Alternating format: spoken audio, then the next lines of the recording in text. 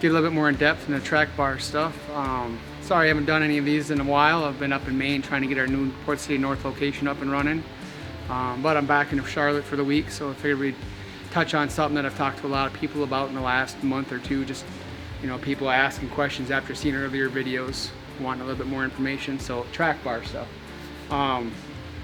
Especially the guys on 8-inch tires, so everyone's fighting for side bite and left rear drive or drive just because they're on a little tire that's hard, and trying to keep them in the track, trying to have drive at the end of the race. So I'm going to explain a little bit more in a little bit more detail on how the Trackbar loads the rear end and how you can use it as a tool along with your cross. And you know, there's no set way of where you got to have it or how you run it, but more to understand how it affects the car, and then you can choose how you want to apply it to your situation. So Trackbar is just a lateral link in the car. It holds the rear end side to side in the housing, or the housing side to side in the chassis. The further left it is, the more impact it has on the left rear tire. The further to the center it is, if you have a short Trackbar or a J-bar, the more it affects the tires equally. The height of the Trackbar, so if you go center of the two rod ends, that would be the center of your rear roll center. So the higher it is, the more it puts the rear end in shear, and the lower it is, the more it lets the car roll onto the springs. So a lot of people are like, well, I just want to lower it down to put side bite in the car. And it does to a degree, but at the same time it lets the car roll over, right? Because the roll center is really low in the rear of the car. So then it feels all the weight of the car and the car gets tippy. So you can lower the Trackbar and actually make your car looser, because it dumps all the weight of the car onto the right rear spring and gets stuck over there, and the car just feels like it's laid over on the right rear. Or you could raise it and get looser because you're shearing the tires off the track. So I feel like where that dead center ends up, there's a sweet spot for every car. I feel like for the most part in late models and in the 8-inch tires and the 10-inch tire stuff, seems like around 10 inches is kind of the sweet spot where that center is. Now you could be level, be 10 and 10, or you could be 9 and 11, you know, and still be 10. Whatever, you could be the left side low, right side high, and the center still 10. But I feel like that 10-inch average seems to be not so high that it shears the tires, and not so low that the car just gets rolled over. But now the next thing you talk about is the raking. You know, some guys run the right side high, some guys run the right side low and the left side high. You know, I know a lot of guys run 9 and 12. The right side will be 9 inches and the left side will be 12 inches. And that works for them, right? So when you do that, it's going to pull the left rear tire into the track, because you make the most amount of lateral grip or lateral load in the rear end when you have the highest amount of G-force in the car, which would be like when you're in the corner right before the car rotates and makes that final cut. Like when you feel your helmet get the heaviest right before it changes direction, that's pretty much at any track, that's going to be maximum G-force. So that would be the most amount of side load in your tire, and the side load is what energizes the Trackbar.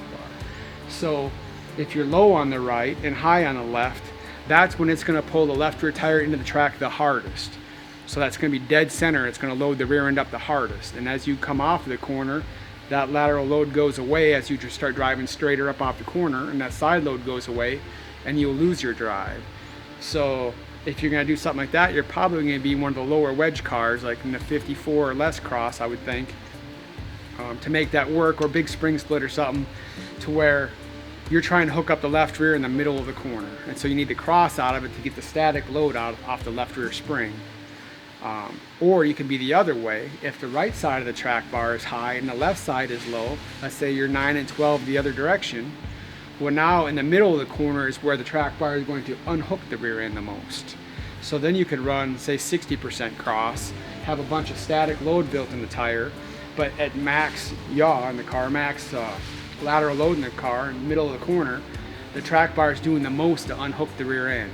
And then as you come off the corner and the Trackbar loses its energy, right, the rear end starts gaining grip again, because basically the Trackbar is trying to, when it's high on the right and low on the left, in the middle of the corner, it's trying to pick the left rear off the track, because it wants to be level. At the end of the day, the Trackbar always wants to be level. I don't care what kind of car you're on, if you're on Earth, right, it wants to be level. It's trying to find that common balance of level. So it's just like jacking in the front. The A-frame wants to be level. So as it's trying to be level and the left side is low and the right side is high, it's pulling the right rear spring, the right rear body frame into the right rear spring the most in the middle, which is when you want it to turn the most, and it's unhooking the left rear the most. So you got to use that. So then you'd have to put cross in the car, because if you ran low cross and the track bar high on the right side, you'd probably be really loose because you'd have no grip in the rear end at all. But if you had a bunch of cross in the car, then you could swap it to right side high, and it doesn't have to be 3 inches. I'm just using that as an example. But that's where you play with that. I would probably start out closer to level, like 10 and 10. And, I typically run my stuff level, and then I start putting rake in it from there. If I need to roll the middle better, if I come up on the right side, let's say I go up a 1/2 inch on the right and down a 1/2 inch on the left, I get my inch of rake, but in the middle of the corner, it's unhooking the left rear tire the most, and it's pulling the right side body into the right rear spring the most.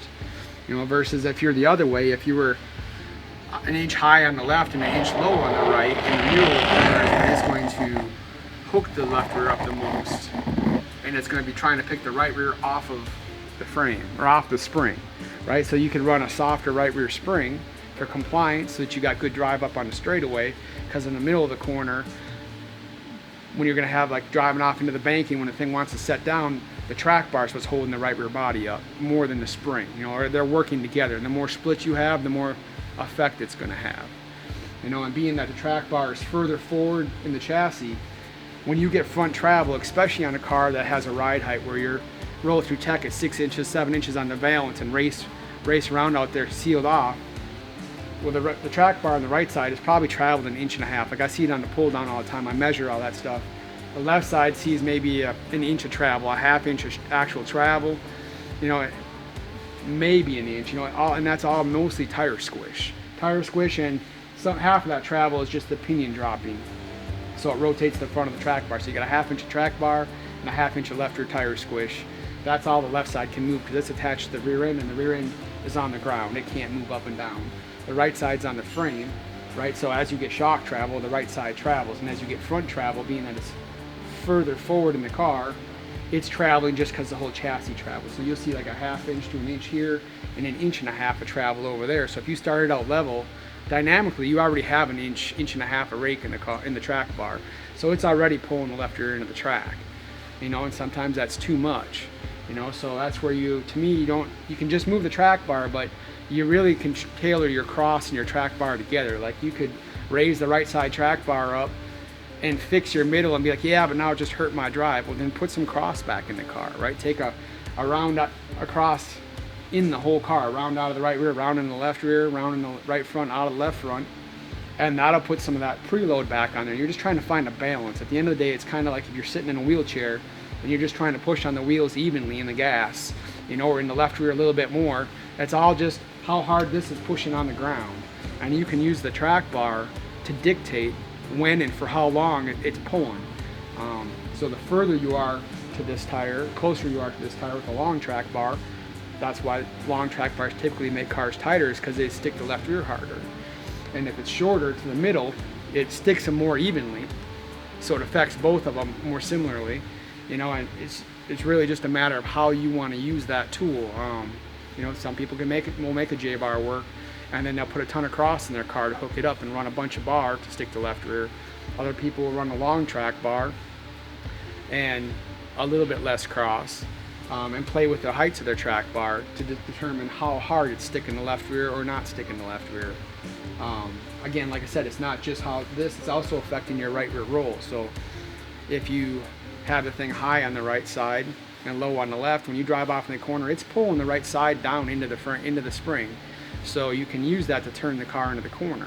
If it's low on the right side, it's actually picking the right side body off of the spring, like it's sharing that load more with the spring. And if you get the overall, like I said earlier, if you get the whole track bar too low in the car, everybody thinks lower is just more grip. I even thought that for a long time, but the lower you get in it, it's grip because it lets the rear springs work. But if it gets to the point where the car can't control it no more and you're just dumped on the right rear, well, then your next choice is, well, I got to put more right rear spring in it. But I'm already burning the right rear up, so more right rear spring is not going to fix that problem.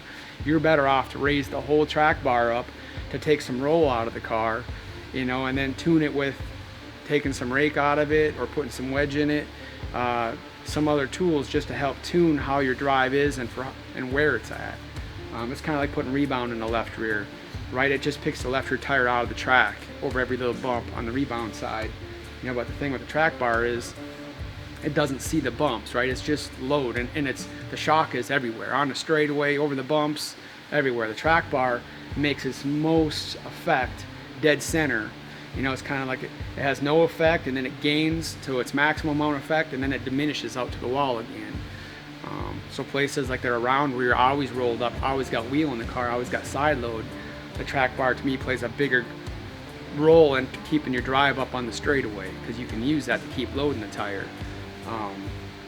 Places that have straight straights and quick tight corners, you can put a bunch of wedge in it, a bunch of reverse track bar angle where the right side's higher, and use the track bar to unhook it for an instant getting into the corner, and then when you go back to the gas, as that thing is already going straight up off the corner, the track bar energy diminishes so fast that the cross just comes back into play and you got tons of drive. And with the wedge you got preload in the right front, so it helps the left front fall even easier and take bar out, which helps the front end cut and turn better. So you got to kind of understand how to work your tools together.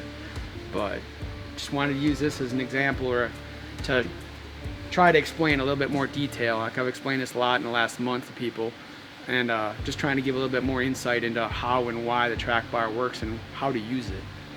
Thanks.